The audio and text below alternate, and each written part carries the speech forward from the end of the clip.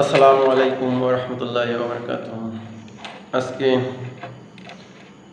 আল্লাহ ওয়া রাসূল সাল্লাল্লাহু আলাইহি সাল্লামের উপরে ওহী কিভাবে আসে সেটা আলোচনা করব।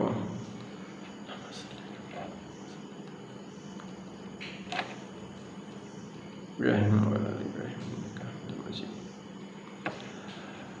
আল্লাহ ওয়া রাসূল সাল্লাল্লাহু আলাইহি সাল্লামের উপরে যেভাবে ওহী আসা শুরু হয়, হযরতে উম্মুল মুমিনিন হযরতে আয়েশা রাদিয়াল্লাহু তাআলা আনহা বর্ণনা করেন, তিনি বলেন, আল্লাহ রাসূল সাল্লাল্লাহু আলাইহি সাল্লামের উপরে সর্বপ্রথম যখন ওহী আসে তা ছিল নিদ্রা অবস্থায়।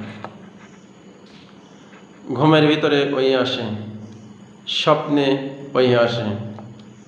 সে স্বপ্নটা যখন ভেঙে যেত, প্রভাতের আলোর ন্যায় উজ্জ্বল হয়ে উঠত। আল্লাহ রাসূল সাল্লাল্লাহু আলাইহি সাল্লাম এমনত অবস্থায় তিনি নির্জনীয়তা পছন্দ করেন।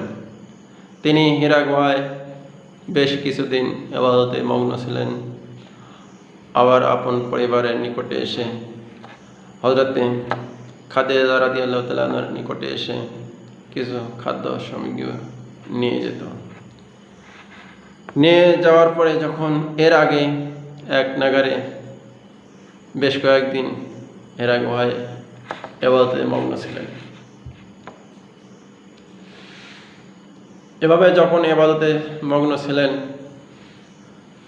এমনত অবস্থায় জিবরাইল আলাইহিস সালাম আল্লাহর রাসূল সাল্লাল্লাহু আলাইহি সাল্লামের নিকটে চলে আসেন।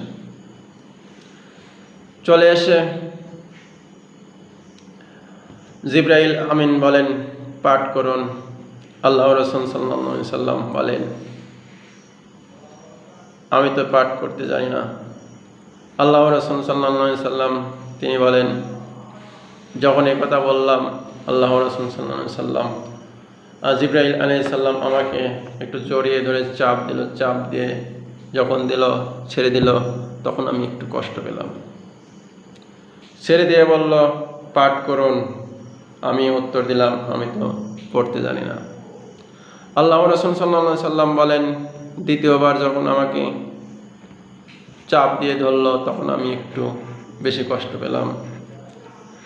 আল্লাহর রাসূল সাল্লাল্লাহু আলাইহি সাল্লামকে বলেন, পাঠ করুন। দ্বিতীয়বার আল্লাহর রাসূল সাল্লাল্লাহু আলাইহি সাল্লাম বলেন, আমি তো পড়তে জানি না। আল্লাহর রাসূল সাল্লাল্লাহু আলাইহি সাল্লাম